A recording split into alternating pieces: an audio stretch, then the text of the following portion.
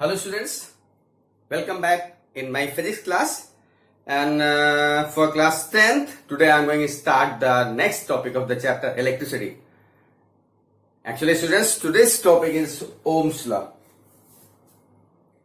Before I state the Ohm's law, I would like to take a recap of the topic that if current is flowing through this wire, definitely there will be potential difference. If there is potential difference between these two terminals, then the current will flow. Right? Experimentally, it was observed that if potential difference is less means the difference of V2 minus V2 difference V1. If it is less amount, then current flowing through the conductor will be less. And if the potential difference V2 minus V1 is a big amount, large amount, then the current through the conductor will also be large. That was the experimental fact. इसका मतलब क्या हुआ कि potential difference is directly proportional to the current. जितना ही ज्यादा potential difference होगा उतनी ज्यादा करंट होगी. ठीक है, तो ये एक्सपेरिमेंटल फैक्ट है. ठीक, प्रोपोर्शनलिटी कांस्टेंट लगाएंगे तो V is equal to R into I. और ये जो स्टेटमेंट है, this is your Ohm's law. कहते हैं करंट इज, मैंने ये लिखा है लेकिन कहते हैं current flowing through the conductor is directly proportional to the potential difference between the two terminals of that conductor. और you can say V proportional I या V is equal to R into I. R is what?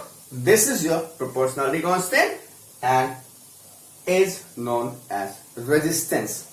अब इसका मतलब हुआ कि V by I is equal to R.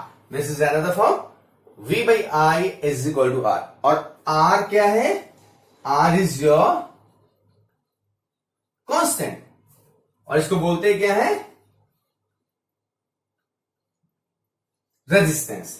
R हमारा constant है और ये रेजिस्टेंस है. तो अब कांस्टेंट के लिए क्या हो गया? तो ओम्स लॉ का स्टेटमेंट थोड़ा सा एक्सपेंशन लेके आता है और वो क्या कहता है कि current flowing through the conductor is directly proportional to the potential difference if length, cross section area, temperature, etc are kept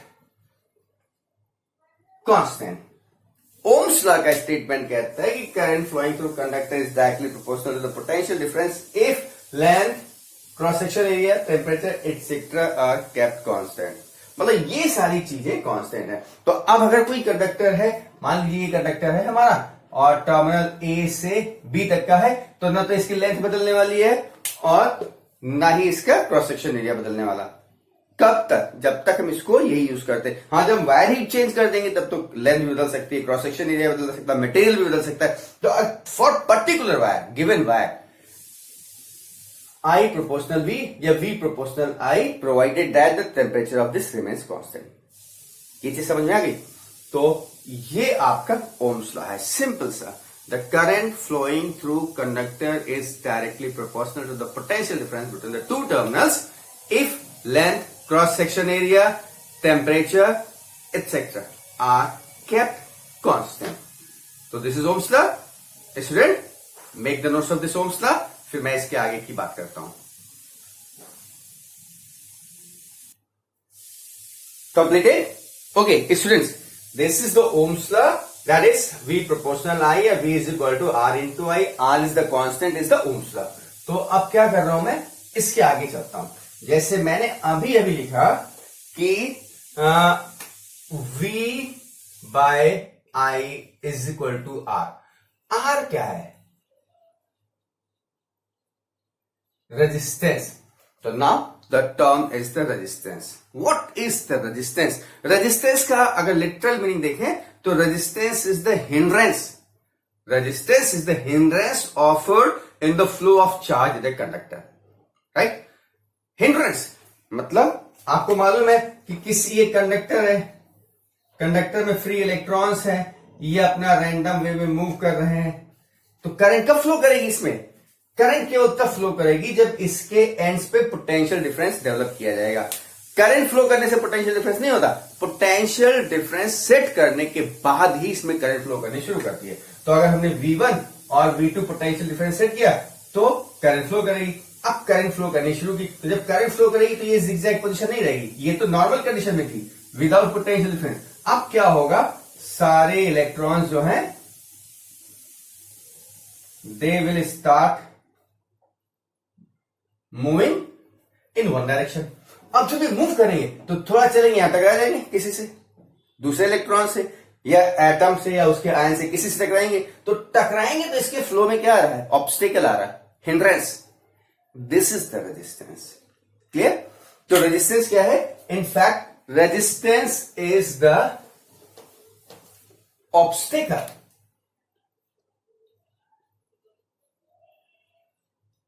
in flow of charge in a conductor. Obstacle या छोड़ो, हिंड्रेंस जान लीजिए. Obstacle, resistance is the hindrance और obstacle in the flow of charge inside the conductor is your resistance. बात समझ में आ गया? तो अब देखिए बात आती है R is equal to V by I. और ये रेजिस्टेंस हमारा यहां लिखता हूं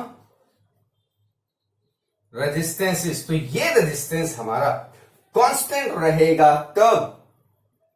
V बाई I के उस पर डिपेंड करेगा. और ये कंडीशन कब आती है? जब हमारा लेंथ कांस्टेंट रहे, क्रॉस सेक्शन एरिया कांस्टेंट रहे, और ये इंपॉर्टेंट क्या है? Temperature is kept constant, Ohm's law के लिए. तो अगर टेम्परेचर कांस्टेंट है तो रेजिस्टेंस हमारा कांस्टेंट रहेगा. राइट? अब रेजिस्टेंस कांस्टेंट है तो इसको देखने की कोशिश करो. अगर हम इसी से कहें कि I is equal to V by R, R is equal to V by I, तो I is equal to V by R. ये क्या बताता है? दिस सेज कि I is proportional to V और I is proportional to 1 by R. इसको हम कहते हैं डायरेक्टली प्रोपोर्शनल. और 1 बाई जब हो जाता है तो this is your inversely proportional. और डायरेक्टली प्रोपोर्शनल और इनवर्सली प्रोपोर्शनल का मतलब आपको मालूम है. अगर कोई चीज डायरेक्टली प्रोपोर्शनल है तो इसका मतलब क्या हुआ? If anything is directly proportional then there will be direct relation. Means if V potential difference increases, current will increase. If V decreases, current will decrease. Direct proportionality में. और इनवर्स में क्या होगा कि अगर रेजिस्टेंस इंक्रीज करेगा तो current decrease कर जाएगी. रेजिस्टेंस, हिंड्रेंस बढ़ रहा है तो करंट कम हो जाएगी, और रेजिस्टेंस कम होगा तो करंट क्या होगी? इंक्रीज करेगी. उल्टा होगा यहां पे, इनवर्सली प्रोपोर्शनल है. तो अब इसी से देखो कि अगर हम किसी कंडक्टर का V जो है 2 टाइम्स कर दें, डबल कर दें, तो करंट कितनी हो जाएगी? भाई V डायरेक्टली प्रोपोर्शनल है तो V डबल हो जाएगा. इसके हिसाब से V डबल है तो करंट क्या हो जाएगी? ये भी डबल हो जाएगी. हाँ, R नहीं चेंज होना चाहिए, V को डबल कहते हैं. अगर आपसे क्वेश्चन कहा जाए कि if the potential difference across the conductor is doubled then what will be effect on its current, तो I is proportional to V. V double किया गया तो इसका मतलब I भी 2 टाइम्स हो जाएगा, डबल हो जाएगी, डायरेक्टली प्रोपोर्शनल है. अच्छा, अगर डबल की जगह 1/4 कर दें तो I क्या हो जाएगा? ये भी 1/4 टाइम्स हो जाएगा. डायरेक्ट प्रोपोर्शनल है. डबल हो रही तो डबल हो जाएगी, हाफ होगी तो हाफ हो जाएगी, 1/4 करें तो 1/4 हो जाएगी, 4 टाइम्स पोटेंशियल डिफरेंस करते तो करंट भी 4 टाइम्स हो जाएगी. ये तो हमारे इससे मिला. किससे? इस रिलेशन से. अब इसकी बात करें तो ये क्या कहता है? इनवर्सली प्रोपोर्शनल है. तो कहते हैं R को अगर हम 2 टाइम्स करें तो I क्या हो जाएगा? इनवर्सली प्रोपोर्शनल है तो दैट विल बिकम 1/2 टाइम्स. अगर R डबल हो रहा है तो करंट क्या हो जाएगी? हाफ हो जाएगी. Current will become half. Yes, if R becomes double then current will become half. ऐसे ही इसको 4 टाइम्स करोगे तो इट विल बिकम 1/4 टाइम्स. ऐसे ही R को अगर हम 1/4 टाइम्स कर रहे हैं तो I क्या हो जाएगा, 1/4 है तो ये हो जाएगी 4 टाइम्स. करंट हमारी 4 टाइम्स हो जाएगी. ठीक है, तो ये बात आपको समझ में आ गया कि V और इस रिलेशन से इस पे आपके न्यूमेरिकल सिंपल से कॉन्सेप्चुअल बेस कि किसी क्वेश्चन में आ जाएगा if the potential difference of the conductor is double the effect on the current will be. 4 option दिए रहेंगे. It will become 2 times, it will become 4 times, it will become 1/2, it will become 1/4. तो correct answer will be for 2 times it will be 2 times, for 1/4 times it will be 1/4 times. और resistance में इसका उल्टा concept होगा. तो ये आपको समझ में आ गया. ठीक है ना. तो जरा इसको आप इस स्टेटमेंट के साथ नोट कर लीजिए. रेजिस्टेंस क्या है, obstacle in the flow of charge and it is constant when the temperature of the conductor is kept constant. उसी पर्टिकुलर कंडक्टर के लिए. हाँ, अगर आप कंडक्टर ही बदल दे रहे, वायर ही बदल दे रहे हैं तो उसकी लेंथ भी बदल सकती है, उसका क्रॉस सेक्शन एरिया बदल सकता है, मटेरियल भी बदल सकता है. रेजिस्टेंस मटेरियल पर भी डिपेंड करेगा. अलग अलग मटेरियल का रेजिस्टेंस अलग अलग होता है ना. कंडक्टर्स हैं, सारे मेटल्स हैं, तो हम लोग किसका बनाते हैं, सबसे बढ़िया कंडक्टर कौन सा है, सिल्वर है ना, लेकिन कॉस्टली है. तो कॉपर और एल्युमिनियम भी हमारे गुड कंडक्टर हैं और बहुत महंगे नहीं है. तो इसीलिए जो वायर बनते हैं हमारे इसी के बनते हैं. क्यों, क्योंकि रेजिस्टेंस कम होता है. रेजिस्टेंस अगर हाई होता तो इसको यूज करने से क्या होता, करंट कम होती तो हमारा बहुत लॉस होता. रेजिस्टेंस की वजह से लॉस एनर्जी का बहुत हो जाता ना. तो इसीलिए कॉपर और एल्युमिनियम के वायर बनाए जाते हैं. ठीक है, ये चीज समझ में आ गया. तो मैं वीडियो पॉज कर रहा हूं, चलो इसको आप नोट कर लीजिए with the statement. What is the resistance obstacle in the flow, R is equal to V by I, I is equal to V by I is equal to V by R. और इसका effect यानी I is directly proportional to V and I is inversely proportional to R. और उसका ये effect, इसको जरा note कर लिए. हाँ, ध्यान रखिएगा कि रेजिस्टेंस ओम्स लॉ में हमारा कांस्टेंट तभी रहेगा जब टेम्परेचर कांस्टेंट रहेगा फॉर द गिवन वायर. और वायर बदल रहे हैं तो लेंथ और क्रॉस सेक्शन एरिया भी कांस्टेंट रहनी चाहिए. राइट, तो इसको नोट करिए, फिर हम आगे की बात करते हैं. वेल क्लास नोट कर लिया. अब आप देखिए रेजिस्टेंस की बात करते हैं. तो मैं थोड़ा सा इतने पोर्शन को यहां से हटा दे रहा हूं, इतना पोर्शन. और आप देखिए R दिया हुआ है, R is equal to V by I. तो यूनिट क्या होगा, यूनिट ऑफ रेजिस्टेंस. V का मतलब वोल्ट और I का मतलब एम्पियर, वोल्ट पर एम्पियर. और इसको हम लोग ओम भी कहते हैं. यानी रेजिस्टेंस की यूनिट क्या है, ओम. इसको डिनोट करते हैं, सिंबल ये है इसका, ये. तो जैसे हम कहते हैं resistance of a conductor is 10, तो ओम लिखें या 10 ओम, सिंबल. ठीक है, तो ये इसका यूनिट है. राइट. अब आप एक चीज देखिए कि जैसे रेजिस्टेंस अगर किसी कंडक्टर बहुत ज्यादा है तो क्या होगा, रेजिस्टेंस ज्यादा है तो क्या कंडक्टर होगा, नहीं, that will be not good conductor, bad conductor. और बहुत ज्यादा अगर रेजिस्टेंस हो गया तो that will be insulator. Right. और अगर रेजिस्टेंस कम है, if the resistance of the conductor is less, बहुत कम है, तो उस कंडीशन में क्या होगा बेटा, रेजिस्टेंस कम है तो कंडक्शन होगा. रेजिस्टेंस कम होने का मतलब इलेक्ट्रॉन के फ्लो को अच्छा पैसेज मिलेगा, तो इलेक्ट्रॉन आसानी से मूव करेंगे तो कंडक्टर हो जाएगा. इसका मतलब वो कंडक्टर जिसका रेजिस्टेंस मिनिमम है, द रेजिस्टेंस बहुत लो है, they are very good conductor.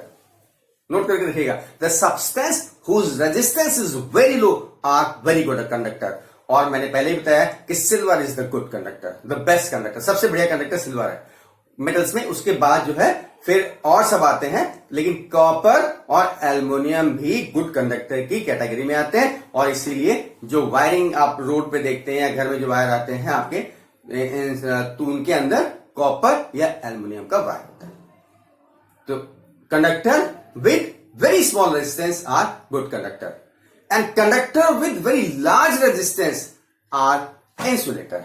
ठीक है. सब्सटेंसेस, कंडक्टर का मतलब सब्सटेंस, जिनका रेजिस्टेंस कम है वो कंडक्टर है. सब्सटेंस जिनका रेजिस्टेंस बहुत ज्यादा हाई है वो रजिस्टर का काम करेंगे, रेजिस्टेंस का काम करेंगे. रेजिस्टेंस हाई है, ठीक है. और जिनका रेजिस्टेंस इनफाइनाइट हो जाएगा, भाई लो है, अगर R लो तो क्या है, कंडक्टर, और आर हाई तो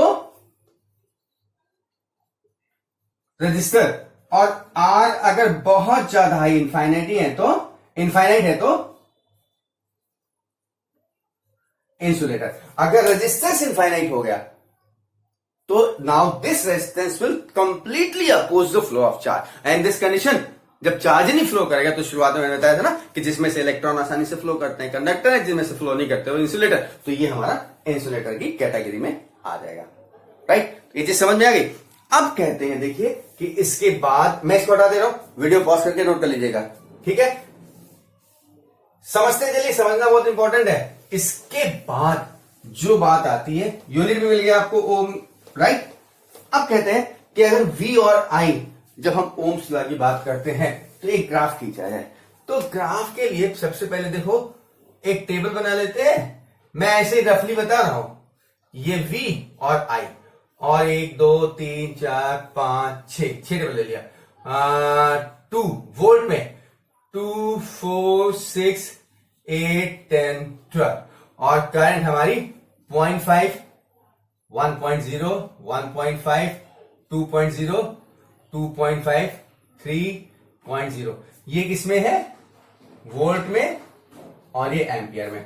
तो हम अगर इसका ग्राफ खींचना चाहें तो नेचर क्या आता है, और ये कंडीशन क्या है बेटा, टेम्परेचर इज कांस्टेंट। मतलब एक पर्टिकुलर वायर ले लिया है और उसमें हमने उसके टर्मिनल के अक्रॉस पोटेंशियल डिफरेंस पहले 2 वोल्ट रखा, तो करंट का मेजरमेंट किया, 4 वोल्ट रखा, फिर करंट का मेजरमेंट किया, 6 पे किया, 8 पे किया, और जो हमारी टेबल बनी इसको हम ग्राफ प्लॉट कर देंगे। तो जब ग्राफ प्लॉट करते हैं तो इसको V ले लिया और इसको I ले लिया।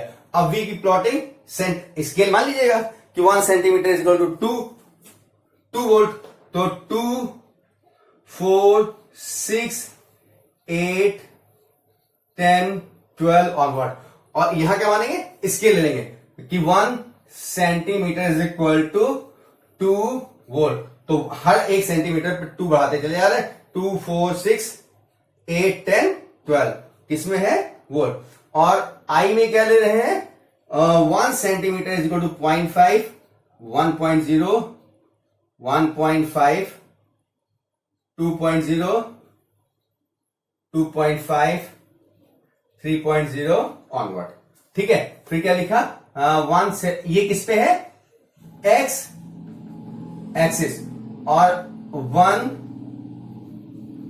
Centimetre is equal to 0.5 ampere. कहां पे, वाई एक्सिस पे, ये वाई एक्सिस है। अब हम ग्राफ प्लॉट करें तो देखिए पहले 2 पे 0.5, तो 2 वोल्ट पे 0.5 जैसे ड्रा करेंगे तो यहां मिलेगा, ठीक है, बात समझ में आ गया। 2 वोल्ट पे 0.5, 2 वोल्ट पे 0.5 ये पॉइंट मिला, 4 वोल्ट पे 1 तो 4 पे 1 ये पॉइंट मिला, 6 पे 1.5, 8 पे 2, 10 पे 2.5, 10 को ऐसे ड्रा करिए, 2.5 फिर ड्रा करिए, फिर 12 पे 3 जो यहां दिया हुआ है, और इन सारे पॉइंट्स को जब जोड़ेंगे तो it will be straight line. तो ओम्स लॉ ये क्या है, स्ट्रेट लाइन।